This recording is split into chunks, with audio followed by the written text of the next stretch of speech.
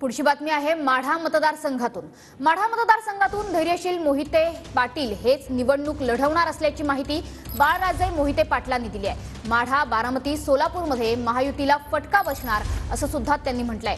आमचं ठरलंय तुतारीवरच लढणार असं वक्तव्य बाळराजे मोहितेंनी केलंय। विधानसभा निवडणुकीतही महायुतीला फटका बसणार असल्याचं बाळराजे मोहितेंनी म्हटलंय। आमचं ठरलंय तुतारी। आता भैया ही काय म्हणते ते संघटक आहे, एक आमदार आहे हे म्हणून टाळतात, पण आम्ही कुठल्या पक्षाचं नाही। आमचा पक्ष एकच, विजयदादा। निश्चितपणे आमचं ठरलंय की तुतारी।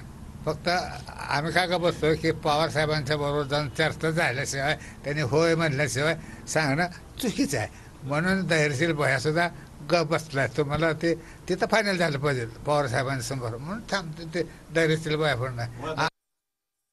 राजकारणामध्ये काही गोष्टी ठराविक वेळेसच करायच्या असतात। आता ह्याच्यामध्ये एक आहे की माढा, सोलापूर हे लोकसभा आणि बारामती हे लोकसभेचे सीट गेलेच BJPच्या, परंतु मान परत माळशिरस, सांगोला, माढा, करमाळा ह्या विधानसभेच्या सीट सुद्धा गेल्या।